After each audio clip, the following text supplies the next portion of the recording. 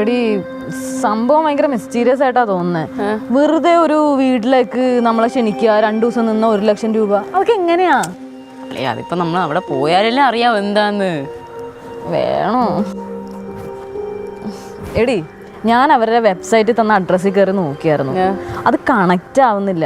അത് മാത്രല്ല, ഇപ്പൊ അത് കണക്റ്റ് ആയിരുന്നെങ്കിൽ നമുക്ക് അതിന്റെ ഡീറ്റെയിൽസ് എങ്കിലും എടുക്കായിരുന്നു. അളിയാ ആ സ്ഥലം ഇവിടെ നിന്ന് 45 കിലോമീറ്റർ അപ്പുറത്താണ്. നമ്മൾ അവിടെ പോയി കഴിഞ്ഞാൽ കാര്യം മനസ്സിലാവൂലേ? അതൊക്കെ റിസ്ക് അല്ലേ എടി? എടി സാധാരണ ഇങ്ങനത്തെ കാര്യങ്ങൾ വരുമ്പോ നീയല്ലേ ചാടി ചാടി പോകുന്നത്. ഇതൊക്കെ ത്രില്ലെന്നല്ല നീ പറയുന്നത്. സംഭവം ത്രില്ലൊക്കെ തന്നെയാ. പക്ഷെ എനിക്കെന്തോ ഒരു നെഗറ്റീവ് എനർജി എന്നെ ബാക്കിലോട്ട് വലിക്കുന്ന പോലെ ഫീൽ ചെയ്യണം. പക്ഷെ എന്റെ പൊന്നളിയും നെഗറ്റീവും പോസിറ്റീവും നമ്മുടെ മൈൻഡിലുള്ളതാണ്. അളിയാ നിനക്ക് എന്തെങ്കിലും പേടിയുണ്ടോ അങ്ങോട്ട് പോകാനായിട്ട്? ഞാൻ അതല്ല അളിയ ആലോചിക്കുന്നത്. ഇവര് 1 ലക്ഷം രൂപ പൈസ ആയിട്ട് കയ്യിൽ തരുമോ, അത് ചെക്കായിട്ടായിരിക്കും തരുന്നത്? അപ്പൊ നീ പോവാൻ റെഡിയാണോ? ഞാൻ എപ്പോഴേ റെഡി. എടി ആ മാട്ട ഹോസ്പിറ്റലിൽ എത്ര ദിവസം വർക്ക് ചെയ്താൽ ഇത്രയും പൈസ കിട്ടുന്നത്? അത് വെച്ച് നോക്കുമ്പോ വെറും 2 ദിവസം അവിടെ നിന്നാ പോരെ. 1 രൂപയെ കീശയെ കിടക്കും. ഞാൻ എപ്പോഴേ റെഡി. ഈ 1 രൂപ മൊത്തത്തിൽ നിനക്കല്ല തരുന്നത്. ആ 1 രൂപ കിട്ടിക്കഴിഞ്ഞാൽ നമ്മൾ ഹാഫ് ആയിട്ട് വീതിച്ചെടുക്കുക. ഒരു സെക്കൻഡ്. ഹാഫ് എന്ന് പറയുമ്പോ 33,333 രൂപ. ബാക്കി ചില്ലറ പൈസയുടെ 3 പേർക്കും കിട്ടും. അങ്ങനെയാണെങ്കിൽ ഓക്കെ. അളിയാ ഞാൻ ഒരു ഐഡിയ പറയട്ടെ. പൈസ കൂടുതൽ വേണോന്നാണെങ്കിൽ തരൂല, പറ്റൂല.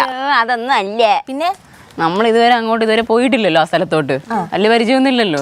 അതുകൊണ്ടൊരു സെക്യൂരിറ്റി നമ്മൾ അമ്മാനെ കൂടെ വിളിച്ചാലോ? അത് പൊളിക്കും.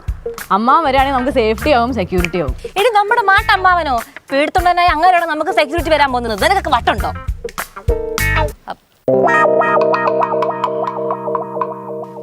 ഓഹോ, 3 പേരും കൂടെ ഇവിടെ നിന്ന് എന്നെ കുറ്റം പറഞ്ഞുകൊണ്ടിരിക്കുകയാണല്ലേ? നിങ്ങളെയൊക്കെ ഞാൻ എൻ്റെ കണ്ണിലെ കൃഷ്ണമണി വരാണ് നോക്കണേ. നിങ്ങൾ തന്നെ ഇങ്ങനെ കുറ്റം പറയണം കേട്ടാ. അമ്മാവനെ കുറ്റം പറഞ്ഞല്ല അമ്മാവ. ഒന്നും പറയണ്ട മക്കളെ, ഞാൻ കേട്ടു. ഞാൻ പേടിത്തുണ്ടോ അല്ലേ? ഞാൻ നിങ്ങളെ നോക്കണതേ എൻ്റെ ചേച്ചിയുടെ മക്കളെ പോലെയാണ്. എന്നെ തന്നെ നിങ്ങൾ കുറ്റം പറയണം. എന്റെ അമ്മാവ ചുമ്മാ കിടന്ന് കരഞ്ഞ് സീൻ ഉണ്ടാക്കരുതേ. കാര്യം എന്താണെന്ന് അറിയാതെ നമ്മൾ വലിയൊരു കാര്യം ഡിസ്കസ് ചെയ്യുമ്പം അത് കോളവാക്കരുതേ. എന്തൊരു കാര്യമായിരുന്നാലും നിങ്ങൾ എന്നെ പേടിത്തൊണ്ടാന്ന് വിളിച്ചില്ലേ? വിളിച്ച് അമ്മാവനെ കൂടെ കേസ് എടുക്കും. പിന്നെ ദേഷ്യം വരൂലേ? അമ്മാവനൊന്നും കാര്യം അറിയാതെ കിടന്ന് ചാടുന്ന കണ്ടില്ലേ? ശരി പറ, കാര്യം പറ.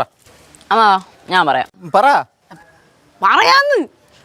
അമ്മാവാ ഇവിടെ നിന്ന് 45 കിലോമീറ്റർ ദൂരെ ഒരു കൈതാരം എന്നൊരു സ്ഥലമുണ്ട്. അവിടെ ദേവലോകം എന്നൊരു വീടുണ്ട്. അവിടെ പോയി നമ്മൾ 2 ദിവസം താമസിച്ച 1 ലക്ഷം രൂപ തരും. എടി 40,000 രൂപയടി. അമ്മാവന് കൂടെ വന്ന 10,000 രൂപ കിട്ടും. അല്ല, അവരെന്തിനാ നമുക്ക് 40,000 രൂപ തരണത്?